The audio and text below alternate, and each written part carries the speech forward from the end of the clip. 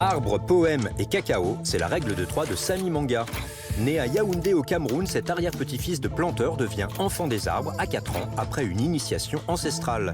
Une expérience qui insuffle en lui l'idée que l'homme et la nature ne font qu'un.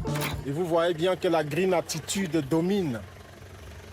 Parce que nous voulons une ville avec des valeurs vertes et non une ville goudronnée avec du béton. Les arbres, il les chérit, les protège et les met depuis une dizaine d'années au cœur de sa démarche artistique et ethnomusicale, son écoculture comme il dit.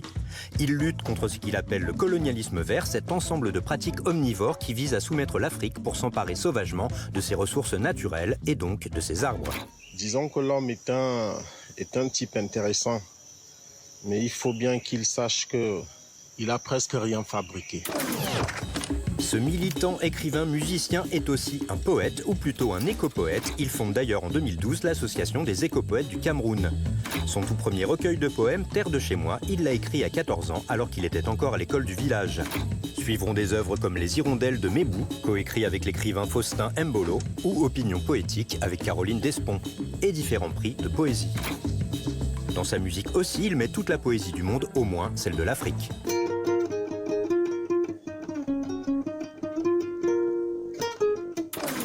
Les plantations de cacao, il les connaît bien, il y a travaillé tout jeune avec ses grands-parents et a lui-même suivi le chemin de croix de cette fève. Samy Manga définit son dernier ouvrage, Chocolater le goût amer de la culture du cacao, comme un récit écolo-politique, intime et poétique. Sa première vraie rencontre avec le chocolat en Suisse, où il habite désormais, a déclenché l'idée de ce livre. En une bouchée, il a vu les dégâts environnementaux, les produits chimiques, les impacts sur la santé des gens engendrés par la culture du cacao. 5 ans ont été nécessaires pour raconter au mieux cette histoire. Et au bout du compte, éveiller les consciences empoisonnées par le chocolat. Voilà, c'est les mangas. Alors, jouer de la guitare. Jouer de la guitare, c'est pas vraiment, vous l'assumez pas vraiment, l'impression, non? Non. Il y a des gens encore plus intéressants comme moi. Ça fait partie des instruments que je touche un peu pour agrémenter ma création artistique. Alors, on va parler donc de Chocolater, donc ce livre-là. C'était quoi en fait finalement l'objectif de ce livre? C'est faire prendre conscience aux consommateurs eh bien, des conditions dans lesquelles le cacao est cultivé? Voilà, c'est tout ça à la fois, parce que je me suis rendu compte que moi-même, étant un ancien cultivateur des planteurs des plantations de cacao, j'ai passé 14 ans. Et quand je suis arrivé en ville, je me suis rendu compte que les gens, en fait, ne savaient pas très bien ce qui se passe avec la culture du cacao dans les villages.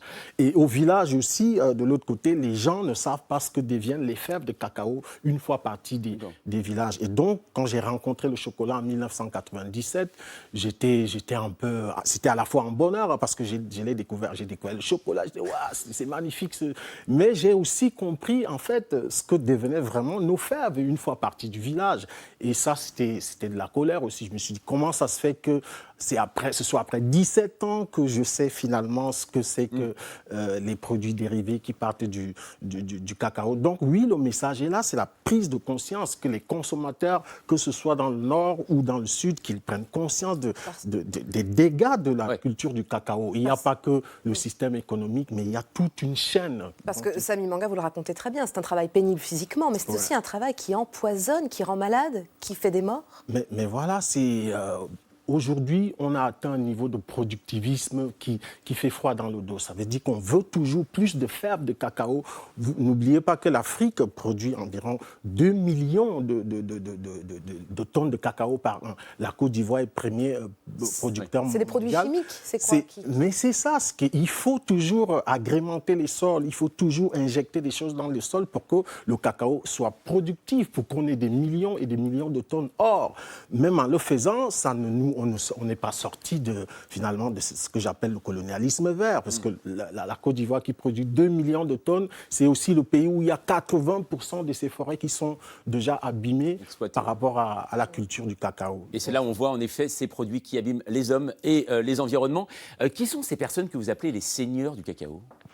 Alors, les seigneurs du cacao, clairement, ce sont les multinationales. Hein. Ce sont elles qui bénéficient de tout le travail qui est fait dans les villages par des gens qui sont extrêmement sous-payés. Donc, ce sont eux qui contrôlent de la plantation jusqu'à dans les supermarchés. Ce sont ceux qui détiennent l'économie. Donc, les 100 milliards de dollars, donc le Conseil international du cacao parle 100 milliards de dollars et 6% pour les pays producteurs. Ouais. 2% pour les cultivateurs. Donc on est là dans la science-fiction. Mais voilà. Alors on voit en effet les productions de cacao, il y a beaucoup de choses à dire, mais on va voir avec vous, Anna, aussi qu'on apprend que les résidus de cacao pourraient carrément sauver le climat. Oui, c'est vrai, les coques qui contiennent les fèves peuvent servir à fabriquer du biochar, une sorte de charbon végétal. Et c'est là que ça devient assez intéressant pour le climat, car ce biochar est capable de stocker du carbone qui sinon serait rejeté dans l'atmosphère. Et le principe, en fait, c'est la même chose que la pyrolyse dans votre four à la maison. On chauffe des résidus végétaux entre 400 et 700 degrés dans une pièce sans oxygène et il en ressort des billes de charbon qu'on appelle l'or noir et qui peuvent être utilisées comme engrais pour fertiliser des sols abîmés, comme complément alimentaire pour les animaux. Et plus étonnant, le biochar pourrait aussi servir à la fabrication du béton dans le BTP. Et vous le savez peut-être, au Cameroun, il existe déjà une usine qui produit 2000 tonnes de biochar par an. Samy Manga, est-ce que vendre ces coques, c'est aussi une autre source de revenus pour les producteurs éventuellement ? Alors, pour moi, on s'inscrit toujours dans la production et je ne pense pas que ce soit la meilleure idée aujourd'hui par rapport à la situation climatique. Déjà, en vendant les fèves de cacao, ils ne s'en sortent pas. Et il y a un impact gravissime au niveau écologique, humain, et il y a même le travail des enfants.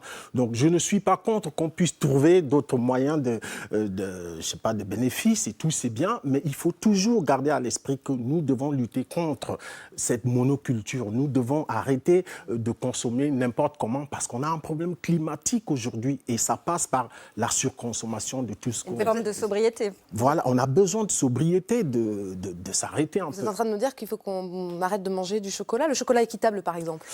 Alors, le chocolat équitable, ce serait vraiment la meilleure des choses. Il y a des gens qui font déjà des efforts. Je passe un bonjour aux chocolatiers engagés, une association de Paris, mais ça reste un faible pourcentage par rapport aux industriels qui tiennent vraiment ces business. Alors, je ne dis nulle part dans mon livre qu'il faut arrêter de consommer le chocolat. Je pourrais dire et je dis qu'il faut consommer le chocolat de manière responsable, voire de manière spirituelle. Parce qu'à l'origine, le chocolat, à l'origine chez les Mayas, les Aztèques, c'était un aliment, on va dire, divin. D'ailleurs, on l'appelait la nourriture des dieux.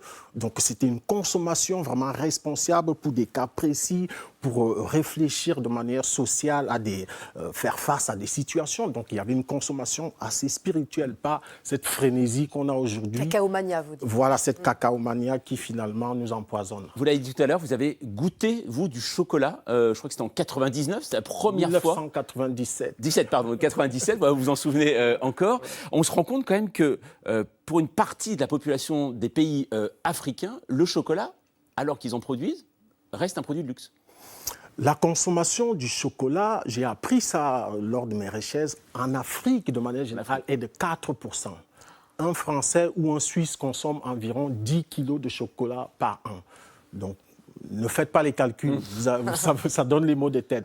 Donc, c'est pour dire que ce qui a été instauré et même imposé en Afrique, c'est la culture du cacao et non de la culture, la consommation du chocolat. Ce qui fait que tout est produit en Afrique, c'est la matière première, et tout est transformé en Europe. Et c'est là-bas, et c'est dans le Nord qu'il y a la consommation du chocolat. C'est là-bas où on atteint des sommes faramineuses, des tonnes qu'on ne peut pas chiffrer ici. Donc, c'est clair, on produit quelque chose qu'on ne consomme pas en Afrique, et ça pose un problème. Voilà, et ça s'adresse bien sûr à tous les gourmands, forcément savoir d'où vient votre chocolat. C'est Chocolaté, le goût amer de la culture du cacao, publié aux éditions Éco-Société. Merci beaucoup, Samy Manga, d'être venu par 28 minutes et nous éclairer sur les origines du chocolat. C'est moi qui vous remercie.